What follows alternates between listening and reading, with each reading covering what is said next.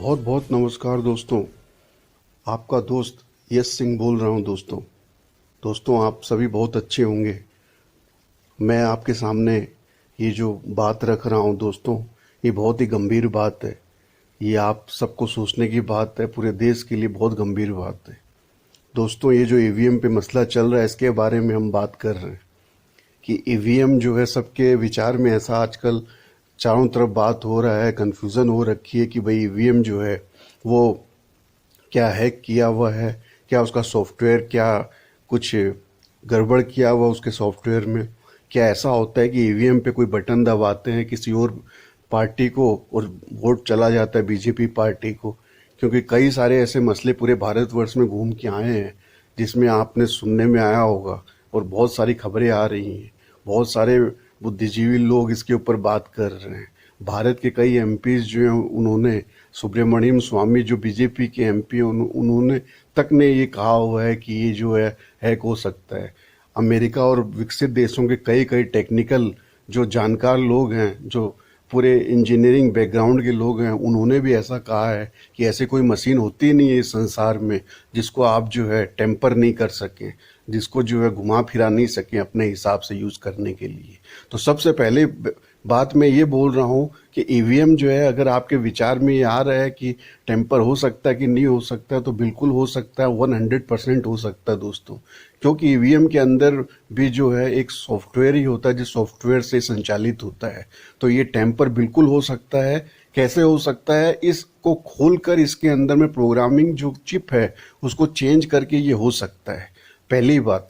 अब दूसरी बात पे ये आते हैं कि क्या भारत के अंदर में जो ईवीएम मशीन है वो क्या टेम्पर कर दी गई है कि कहीं कोई वोट देता है और बीजेपी को वोट चला जाता है? तो बिल्कुल मैं कह रहा हूँ ऐसा कुछ भी नहीं है। लेकिन आपको ये जरूर विचार में डालना चाहता हूँ कि क्या भारतवर्ष में जितनी भी ईवीएम मशीन्स हैं, वो क्या आप जाके निरीक्षण करते हो कि भारत सरकार के पास में, इलेक्शन कमीशन के पास में किस तरह से पड़ी हुई है?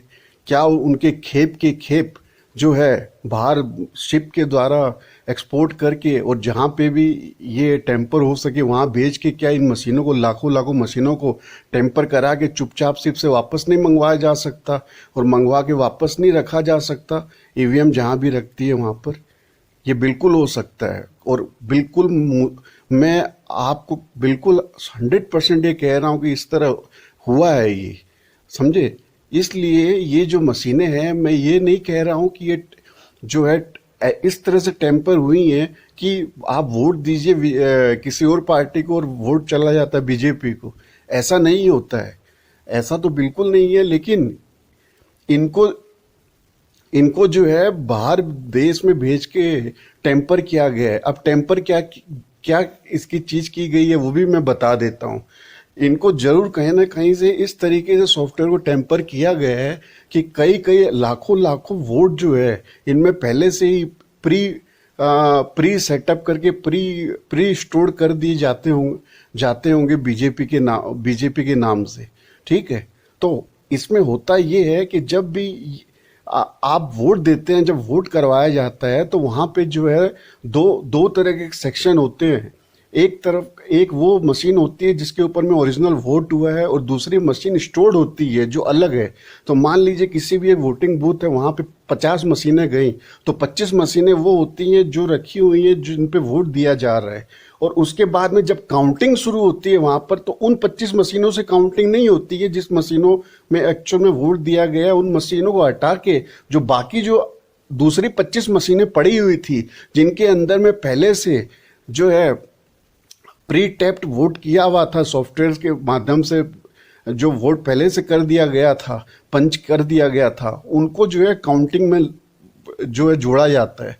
और फिर उनको जोड़ के ये प्रूफ कर दिया जाता है कि भाई जीत जो है बीजेपी की हो गई है। तो सबसे पहली बात मैं ये बता रहा हूँ कि जो है टेम्परिंग सॉफ्टवेयर की बिल्कुल आपको क्या पता है कि ये क्या हो रहा है, क्या चल रहा है, कौन से पोर्ट से ये मशीनें बाहर देश में जा रही है और वहाँ इनका जो सॉफ्टवेयर अपडेट हो जा रहा है और प्री पंच हो जा रही है, बीजेपी के नाम से वोट जो है चला जा रहा है लाखों लाखों इनमें, वहाँ पे जो है ये अपडेट हो जा रहा है इसका सॉफ्टवेयर। और दूसरा, क्या आपको आप कैसे आप कंफर्म से कह सकते हैं कि ये जो है जब भी इलेक्शन होते हैं उसके अंदर में आधे आधे मशीनें जो है वो नहीं रखी रहती हैं? बिल्कुल ऐसा ही है कि आधी आधी मशीनें लगी रहती है, आधी मशीन पे वोट हो जाता है और बाकी काउंटिंग का जब काम होता है तो जो मशीनें पहले से अब जिनका अपडेट करके आया हुआ है सॉफ्टवेयर, जिनमें प्री डिफाइंड वोट है, जो बीजेपी के वोट पंच किए हुए पहले से, वो जो है उनको काउंट में लगाया जाता है। तो ये जो दो बात हो गई, ये मैं कह रहा हूं।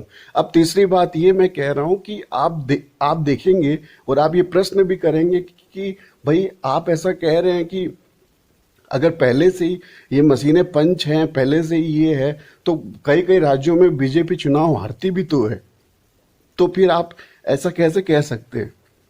तो और एक बात सुन लीजिए आप दोस्तों, इसके अंदर में क्या इन्होंने अपना जिसको बोलते हैं स्ट्रेटेजी करके रखी हुई है बीजेपी ने, वो ऐसे करके रखी हुई है कि जिस भी राज्य में ये क्लियर कट दिखाई देता है, जिस भी राज्य में क्लियर कट दिखाई देता है कि यहाँ पे जो है किसी हालत में बीजेपी की सरकार बन ही नहीं सकती, जैसे मान लीजिए बीजेपी जैसे साउथ इंडिया के अंदर में आपको पता है, किसी भी राज्य में उठा के देख लीजिए, चेन्नई हो गया, फिर ईस्टर्न इंडिया में देख लीजिए उड़ीसा हो गया, फिर वेस्ट बंगाल हो गया, तो ये सब जगह जो होती है जहाँ क्लियर कट ये पता रहता है कि बीजेपी के अलावा सामने वाली जो पार्टी है वो बहुत मजबूत है, तो अगर वहाँ पे अगर ये प्री डिफाइंड जो मशीन, प्री पंच्ड मशीन अगर रख दी जाए वहाँ पर और बीजेपी को क्लियर कट जो है मेजोरिटी से जितवा दिया जाए बीजेपी के द्वारा, तब तो ये पूरे भारतवर्ष में शंका आ जाएगी। इसलिए होता है क्या है कि जिन भी राज्यों में बीजेपी कमजोर होती है वहाँ पे इन मशीनों को स्टेट इलेक्शन के दौरान यूज नहीं किया जाता है, वहाँ पर जो ओरिजिनल जो सही जो ईवीएम मशीन होती है वही रखी जाती है वहाँ पे और उन्हीं से जो है काउंटिंग भी कराई जाती है। लेकिन जब भी सेंट्रल इलेक्शन होते हैं, केंद्र का चुनाव होगा, तब उस दौरान क्या होता है पूरे भारतवर्ष में एज पर द क्राइटेरिया कि भाई जैसे पश्चिम बंगाल में इतने एमपी तो नहीं जीतेंगे लेकिन फिर भी थोड़े एमपी जीत सकते हैं, तो एमपी को जिताने के लिए ज़्यादा से ज़्यादा एमपी की सीट निकालने के लिए ये प्री पंच्ड मशीन जो है वहाँ पे भेजी जाती हैं। इसी तरह मान लीजिए उत्तर प्रदेश हो गया, तो उत्तर प्रदेश में प्री पंच्ड मशीन जो ईवीएम होती हैं वो भेजी जाएंगी कि किसी भी तरीके से जो है वो ज़्यादा से ज़्यादा एमपी की सीट्स निकल के आए। तो मतलब ये जो केंद्र के चुनाव होते हैं उस दौरान में ये प्री पंच्ड ईवीएम मशीन्स जो है काम में ली जाती है, यूज़ की जाती है बीजेपी के द्वारा, नंबर एक। और नंबर दो, स्टेट इलेक्शन में भी मैंने आपको बता दिया कि जिस भी राज्य में ये क्लियर कट पूरे जनता को सबको दिखाई दे रहा है कि यहाँ पे तो बीजेपी कमज़ोर है, बाकी रीजनल पार्टी ज़्यादा मजबूत है, तो वहाँ पे जो है इनको बिल्कुल काम में नहीं लिया जाता, बिल्कुल यूज़ नहीं किया जाता प्री पंच मशीन्स का, ठीक है। लेकिन जहाँ पर भी आप देखेंगे थोड़ी भी बीजेपी स्ट्रांग है वहाँ पे इन मशीन्स को जरूर, जो प्री पंच्ड ईवीएम मशीन्स है जो पहले से जो टेम्पर्ड करवा के मंगवाई गई है उनको बिल्कुल 100% यूज में लाया जाता है। या उस राज्य में जिसमें इनको जीतने के लिए समझ लीजिए कि इनकी इज्जत की बात हो जाती, मूंछ की बात हो जाती है कि भाई इस राज्य में तो जीतना ही चाहिए इनको, तो वहाँ पे इस तरह की जो टेम्पर्ड की गई जो प्री पंच्ड ईवीएम मशीन है उनको यूज में लाया जाता है। मैं आपको लेटेस्ट एग्जांपल देता हूं, आप गुजरात के अंदर में मैंने तो कई सर्वे किए भी हैं, आप भी जाइए सर्वे कर लीजिए, तो बहुत सारे इतने सारे एमएलए जीत कर आए हैं बीजेपी के जो खुद कहते हैं कि भाई हमें बिल्कुल 7 जन्म में भी विश्वास नहीं हो रहा है कि हम जीत कर कैसे आ गए।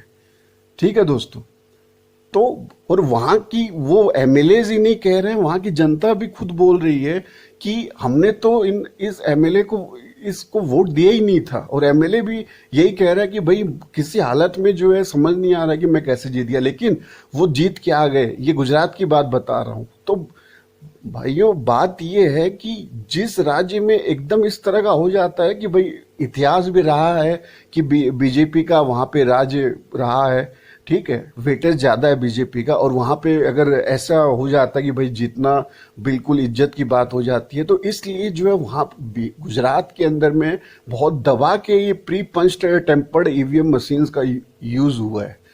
ठीक है दोस्तों, अब आप बोलेंगे हिमाचल में उस टाइम में अभी हिमाचल में हुए हैं ये इलेक्शन, उसमें क्यों नहीं हो? तो हिमाचल में यही दिखावा करने के लिए जो है इन्होंने हिमाचल जैसे राज्य में जो फ्री एंड फेयर जो इलेक्शन है वहाँ पे होने दिया, वहाँ पे जो विदाउट टेम्पर जो मशीन्स का जो लॉट था वो वहाँ पे लगा दिया गया कि भाई ओरिजिनल जो रिपोर्ट सामने आए। तो दोस्तों मैं यही कह रहा हूँ कि भारत के अंदर में बीजेपी काल के अंदर में ये जो ईवीएम मशीन्स हैं ये कौन से शिप में लोड होके बाहर कंट्रीज में गई, ठीक है, ताइवान में गई, और वहाँ पे जाके ये वहाँ पे इनका जो सॉफ्टवेयर अपडेट हुआ, इन पंच हुई पहले से कि भाई बीजेपी के वोट के लिए पंच हो गई, और वहाँ से टेम्पर होके लाखों लाखों की तादाद में किसी शिप के जरिए आई, किसी पोर्ट में उतर के और वापस से चुपचाप जो है ईवीएम रखने का जो भी स्टोरिंग कैपेसिटी है इलेक्शन कमीशन ऑफ इंडिया की वहाँ पे वापस स्टोर हो गई। तो आपके कौन से व्यक्ति ने ये सारा कार्यक्रम होते हुए देखा? आपको कैसे पता लगेगा? ये बताइए आप। ये तो खुफिया तंत्र की बात है जो मैं आपको बता रहा हूँ, नंबर 1। अब आप ऐसा है कि बोलने आ जाइएगा कि प्रूफ करो कि भैया कैसे मालूम। देखिए बहुत सी खुफिया तंत्र की बात होती है, वो प्रूफ करने का ऑन पेपर जो है रिकॉर्ड पे नहीं लिखा जाता उन चीज़ों को, तो प्रूफ तो कागज पे किया जा सकता है। अगर कहीं कागजों पे एंट्री किसी और गुड्स की हो कि भाई ये गुड्स बाहर भेजे गए और उस गुड्स के नाम पे जो है ईवीएम मशीन को भेज दिया जाए, तो आप कहाँ से प्रूफ कर सकेंगे? ये तो सिर्फ खुफिया तंत्र की बात होती है और आपके समझदारी की बात होती है। जिसको आप समझ सकें तो समझने की कोशिश करिए, नंबर 1। नंबर 2, मैं ये कह रहा हूँ कि ये जो मशीन्स, ऐसा नहीं है भारत में कि आप वोट अगर देंगे किसी और पार्टी को तो बीजेपी को जा रहा है, ऐसा भी नहीं है। वोट जो है आधी आधी मशीन्स जो है ऐसे यूज में ली जाती है और वहाँ पे मशीन्स रख दी जाती है ओरिजिनल वाली, उसके ऊपर में वोट हो जाते हैं और उन 25, फॉर एग्जाम्पल 50 मशीन है तो 25 को हटा दिया जाएगा।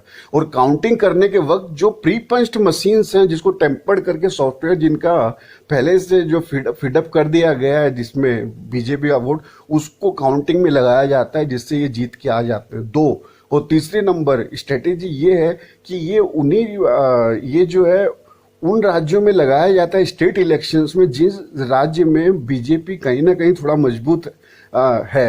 अगर उस राज्य में स्टेट इलेक्शन में बीजेपी बिल्कुल भी मजबूत नहीं है, अब जैसे केरला हो गया, अब केरला में भी ये मशीन लगा के तो बीजेपी जीत सकती है, लेकिन अगर वहां पे इस तरह का खेल कर दिया जाए, पश्चिम बंगाल में कर दिया जाए या नॉर्थ ईस्ट में भी जो है इस तरह से कर दिया जाए, आसाम के अलावा या बहुत सारे राज्य हैं साउथ इंडिया में बहुत सारे, वहां अगर ऐसा कर दिया जाए तो ये क्लियर कट ऐसा है कि प्रूव हो जाएगा कि भाई ये मशीन जो है टेम्पर्ड है।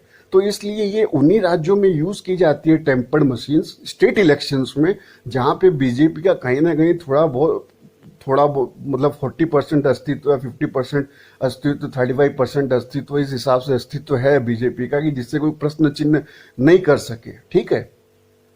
और उसके बाद में ये और 4th नंबर स्ट्रेटेजी है कि जो एमपी इलेक्शंस होते हैं, ठीक है, केंद्र के चुनाव होते हैं, तो उसके अंदर में ये बिल्कुल 100% ज़्यादा यूज़ की जाती है, लेकिन उसमें भी जो है इनको यूज़ करने की स्ट्रेटेजी ये होती है कि जैसे उत्तर प्रदेश हो गया, वहाँ ज़्यादा से ज़्यादा पंच्ड टेम्पर्ड मशीन्स लगाई जाए एमपी इलेक्शंस के दौरान, क्योंकि वहाँ तो पहले से ऐसा है कि भाई बीजेपी के ज़्यादा एमपी जाएंगी, ठीक है। जहाँ पे जैसी जितनी वेटेज होती है कि भाई पश्चिम बंगाल में जो है मान लीजिए 40% वेटेज है बीजेपी की, हर एक स्टेट के अंदर में एक वेटेज होती है हर एक पार्टी की कि भाई इस पार्टी का 22% वेटेज है, दूसरी पार्टी का 35% है, तीसरी पार्टी का 27% है। तो ये वेटेज जो होता है एक रिसर्च के द्वारा, तो उससे पता लगता है कि भाई किस पार्टी का कितना ज़्यादा वेटेज है उस राज्य में।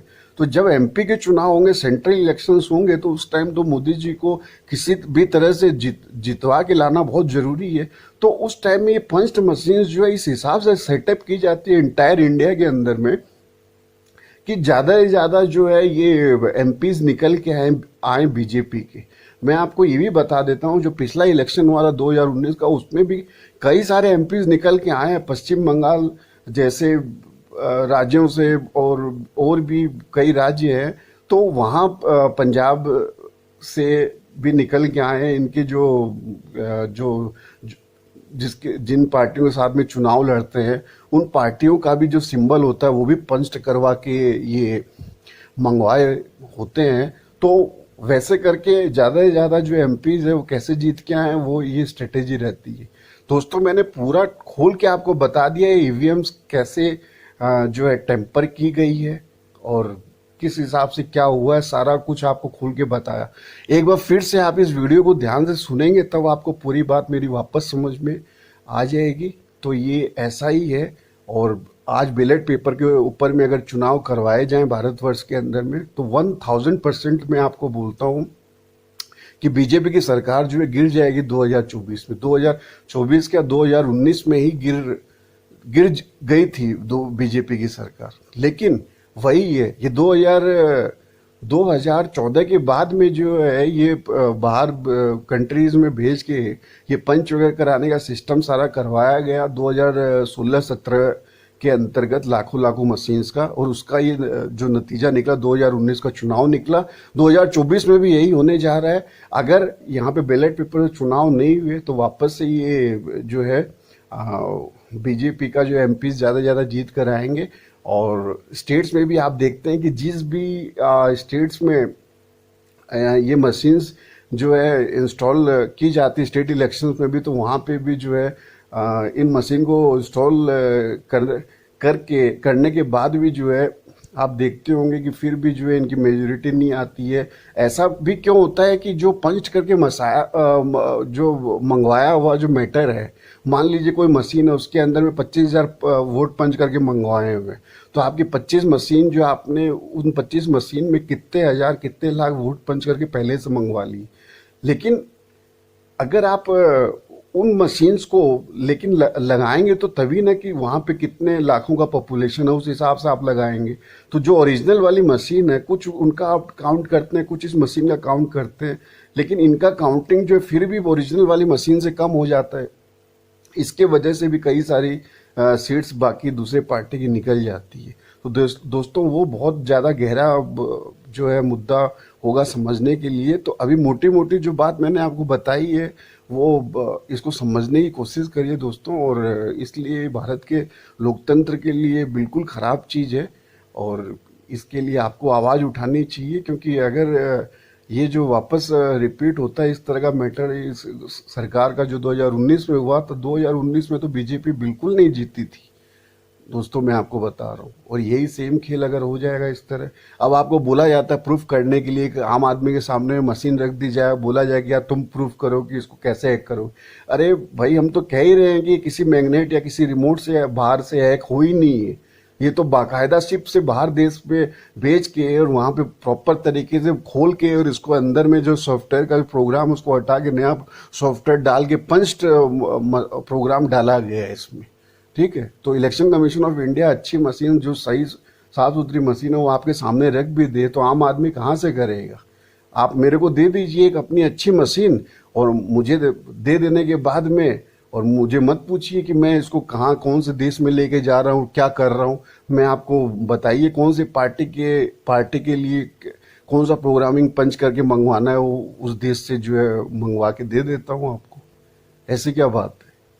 तो कोई जब से ये जो इस तरह की सरकार आई है आपको कोई मतलब नहीं पड़ता है कि आप विश्वास करें इस सरकार का। बिल्कुल जो है यहाँ पे झूठ की सरकार है ये। और जो बात है वो मैंने आपके सामने पूरी खोल के रखी दोस्तों, कृपया इस बात को पूरी चारों तरफ फैलाइए क्योंकि यही सच्चाई है। ठीक है दोस्तों, और आपके एक आम आदमी के पास में तो इतने रिसोर्सेज होंगे नहीं, तो आपको चैलेंज भी किया जाएगा कि ये बेकार की बात कर। और आज बहुत सारे बुद्धिजीवी भी हैं ऐसे जो बड़े दिमाग के अंदर में अपना दिमाग लेके घूम रहे हैं कि नहीं ये जो है इसको जो है टेम्पर नहीं किया जा सकता, मतलब बाहर से वाईफाई से या रिमोट से।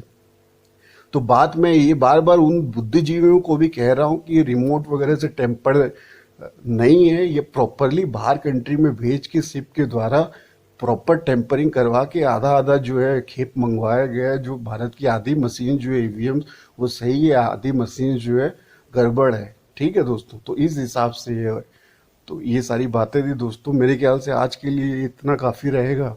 तो प्लीज़ शेयर करिए, आपने कमेंट भी करिए इस बारे में। जुड़ने के लिए बहुत बहुत धन्यवाद। Yes Singh signing off. सत्यमेव जयते।